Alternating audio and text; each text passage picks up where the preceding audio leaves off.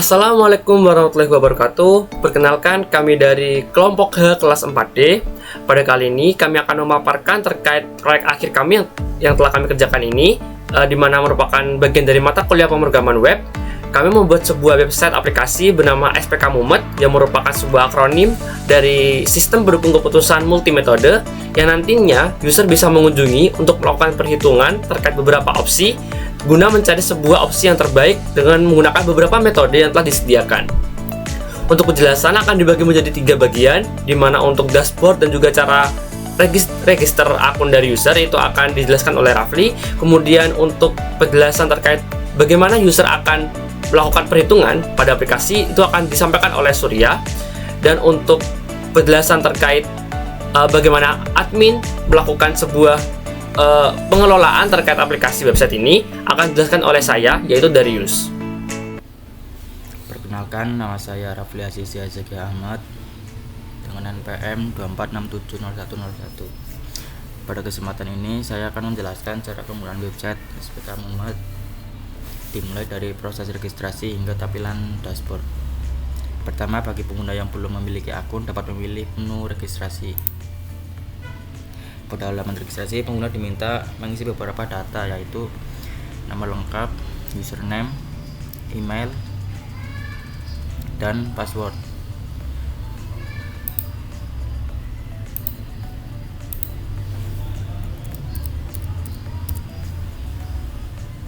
Setelah semua data terisi dengan benar, pengguna cukup menekan tombol daftar.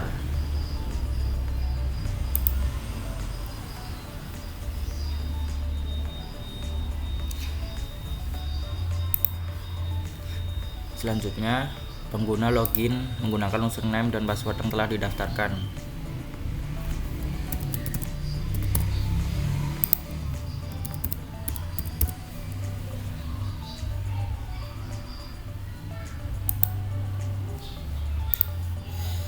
Pada halaman dashboard ini ditampilkan ringkasan informasi mengenai penggunaan website SPK Mumet. Di bagian atas terdapat beberapa informasi, yaitu total proyek, proyek aktif, alternatif terbaik, dan informasi tersebut akan terisi secara otomatis setelah pengguna mulai membuat proyek dan melakukan proses perhitungan. Di sebelah kiri terdapat menu navigasi. Menu dashboard digunakan sebagai halaman utama, sedangkan menu proyek saya digunakan untuk membuat dan mengelola proyek sistem pendukung keputusan. Pada bagian bawah juga tersedia menu keluar untuk logout dari sistem dan hapus akun. Apabila pengguna ingin menghapus akun yang dimiliki, pada bagian tengah terdapat panduan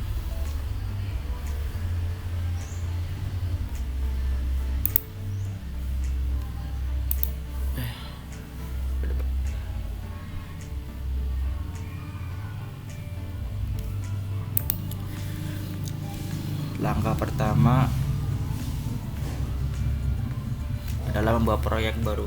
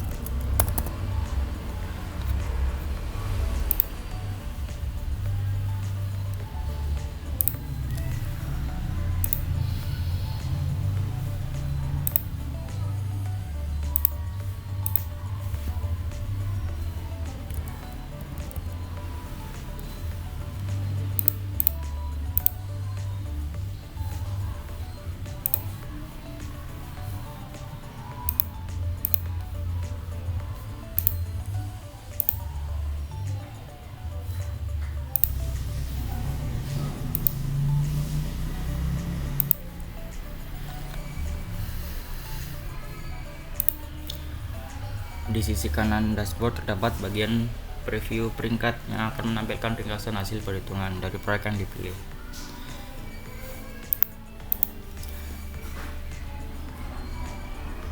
Selain melihat hasil perangkaian, pengguna juga dapat mengunduh hasil tersebut ke dalam bentuk file PDF sebagai laporan. Demikian penjelasan mengenai proses registrasi dan dashboard pada website SPK Muhammad.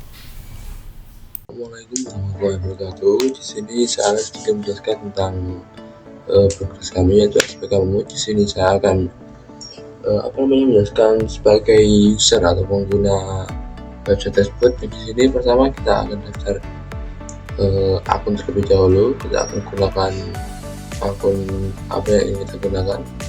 Sehingga kita cobakan nama dulu. Di sini untuk username kita gunakan username. Saya masukkan username aja, ini udah, ini opsional, kalau nggak diisi juga nggak apa-apa. Terus untuk passwordnya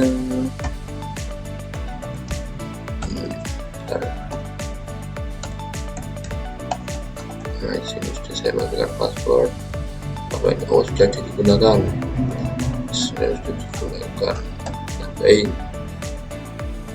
Sudah berhasil ya. Terus sudah berhasil, kita masuk login. Selanjutnya tadi kita lupa.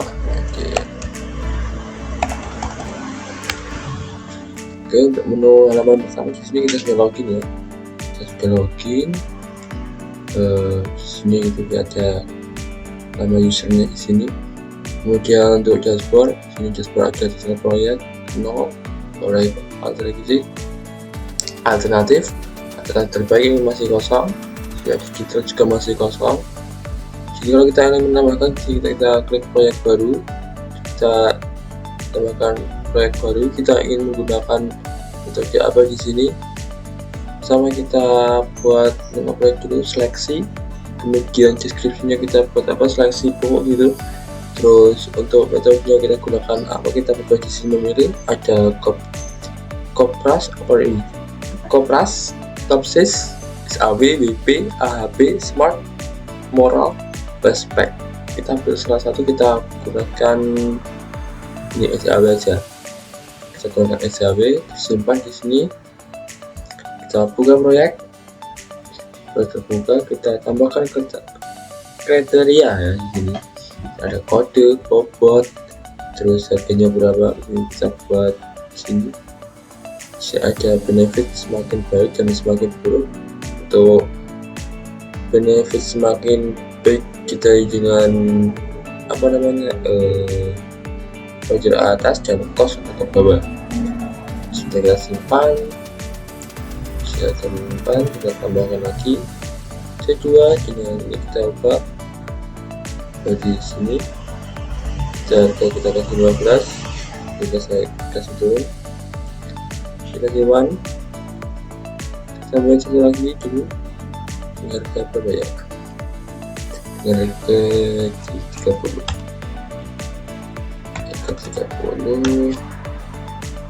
terus ininya kita buat ini buatnya restnya itu 0 sampai 1 ya teman-teman, 0 sampai 1, jadi restnya itu di situ. Kita simak dulu. Di sini ada alternatif nilai, kita tambahkan juga alternatif nilainya. Kita kasih buku A, costnya ini berapa, 20.000. Sini benefit cost 30, jadi di sini ada 15. Simpan. Saya hitung dulu kalau ada. Nah ini udah ada, masih pupuk angan. Kita tambahin lagi di sini. Pupuk B, benefit contohnya kita sesuaikan juga. Kita sesuaikan dulu ya. Kita kasih rendah 15, dikasih 30, kita kasih 10, kita kasih rendah. Kita kasih tidak terlalu rendah, tidak terlalu tinggi, tengah-tengah, di tengah-tengah. Ini berapa di 3 aja, kasih 3. Oh ini belum, pupuk B. Oke sudah ya. Terus kita hitung. Di sini kita klik hitung. Nah, di sini akan muncul buah nomor 1 dengan F0,1 dengan skor 0,71. Sini ada juga diagramnya, bisa lihat skor-skornya. Nah, di sini ada rumusnya juga. Saya kalau ingin simpan dalam bentuk PDF, kita klik di sini akan tersimpan. Lalu kita bisa buka teman-teman.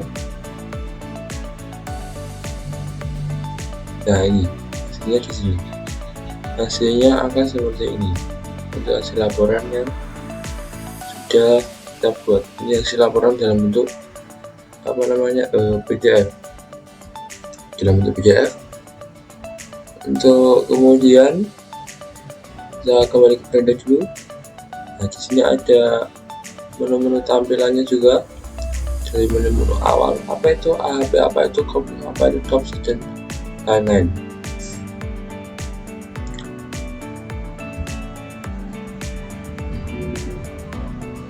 Dan di sini ada beberapa fitur akun usernya ya teman-teman.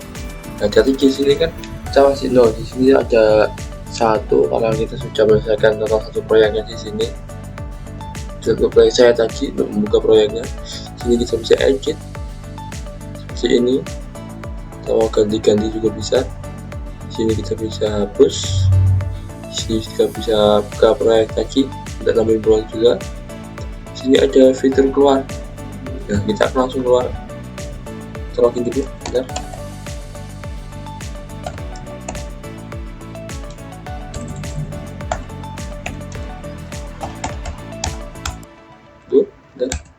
Salah. Nah, di sini juga ada fitur hapus akun. Jadi fitur hapus akun ini tidak dapat dibatalkan. Proyek dan hasil yang Anda akan terhapus secara permanen. Soalnya itu kita harus kita samain sama ini. Kita harus samain.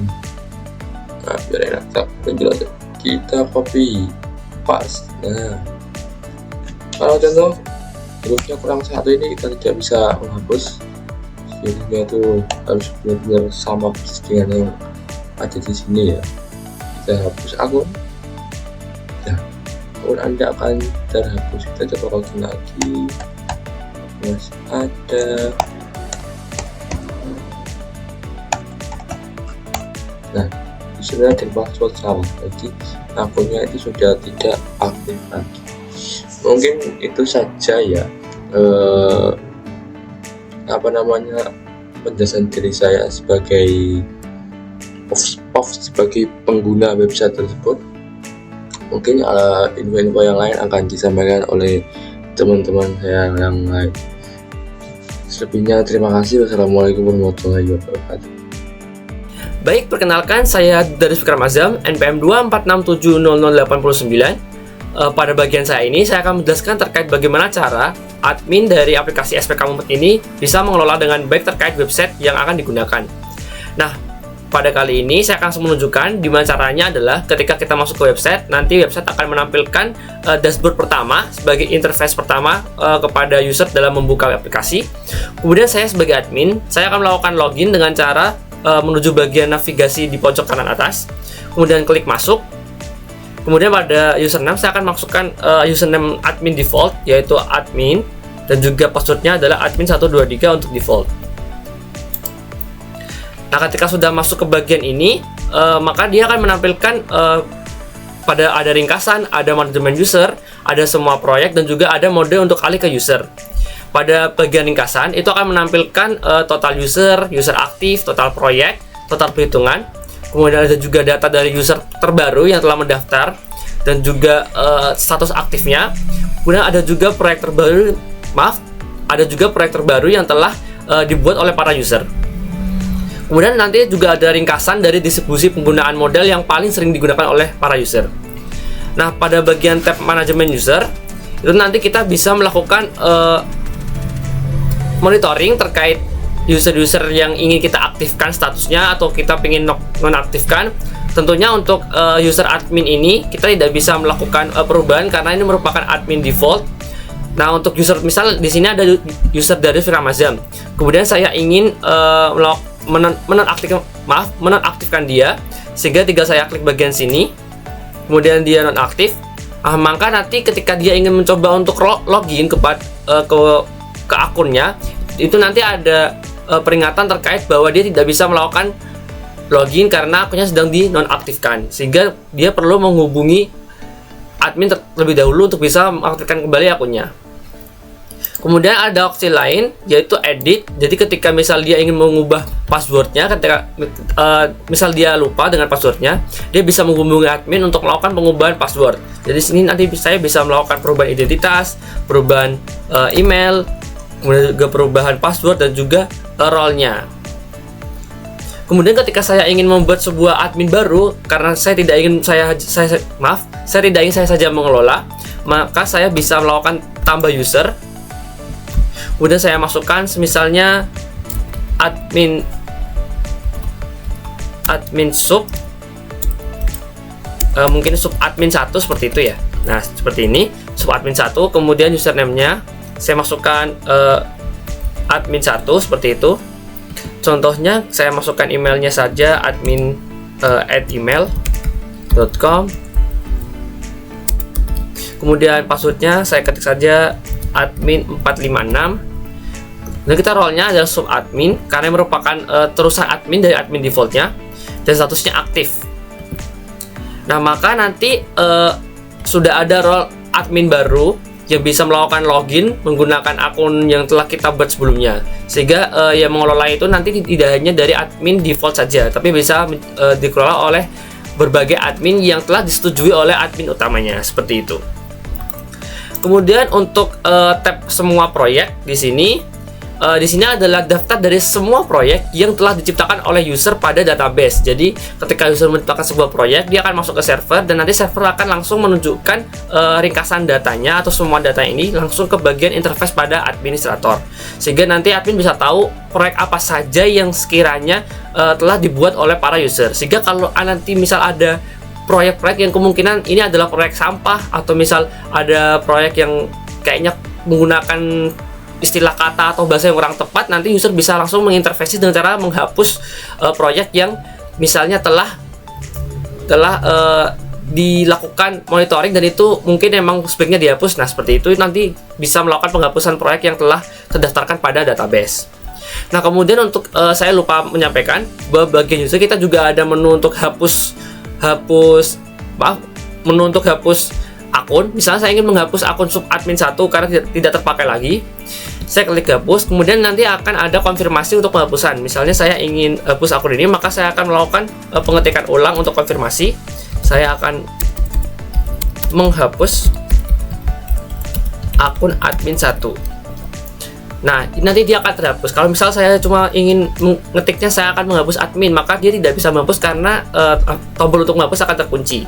Sehingga ini merupakan double check bahwa memang penghapusan ini dilakukan secara sadar, seperti itu.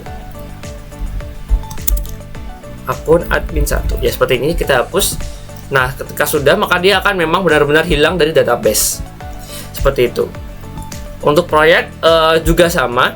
Kalau kita hapus, nanti akan ada akan ada pop up untuk mengonfirmasi apakah kita ingin menghapus proyek yang emang kita ingin hapus, sehingga nanti ditakutkan bahwa akan terjadi salah pencet misalnya, maka nanti ada konfirmasi terlebih dahulu terkait proyek yang ingin dihapus, seperti itu.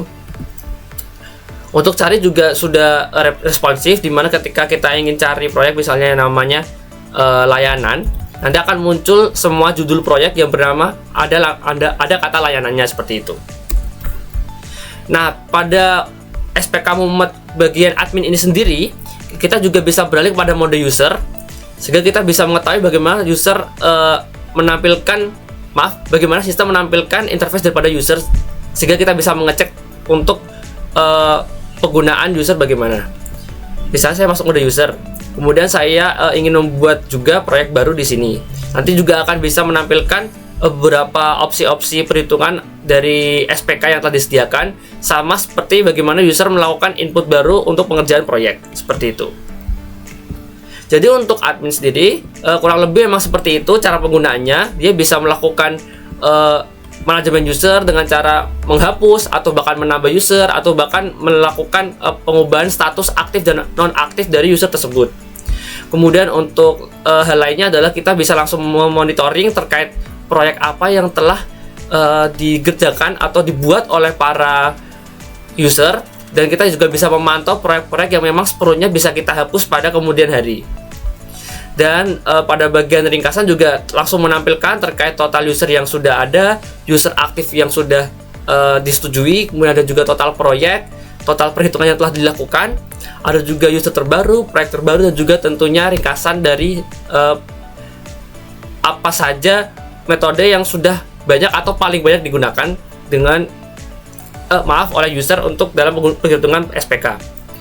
Selain itu juga ada mode user yang tentunya kita bisa langsung tahu sebagai admin bagaimana user melakukan atau alur sistem kerjanya, sehingga kita bisa langsung mengecek apakah ada kesalahan pada sistem ketika kita ingin melakukan cek pembuatan proyek dari user tersebut.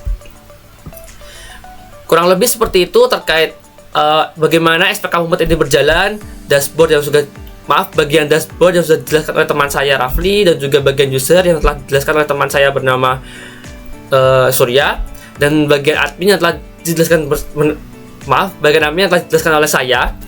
Maka mungkin cukup terkait apa yang bisa kami sampaikan daripada SPK Mumet ini, sehingga semoga ketika ada orang yang ingin melakukan perhitungan terkait opsi-opsi terbaik, dia bisa memanfaatkan website ini, sehingga nanti dia bisa menyesuaikan terkait apa yang ingin digunakan metodenya, misalnya ingin SAW atau TOPSIS atau Koplas dan sebagainya. Kurang lebih saya mohon maaf terkait apabila ada salah kata atau salah pengucapan, atau mungkin saya masih sedikit terbata-bata. Saya berterima kasih atas pengertiannya. Kami dari kelompok H mengucapkan mohon maaf yang sebesar-besarnya dan terima kasih. Wassalamualaikum warahmatullahi wabarakatuh.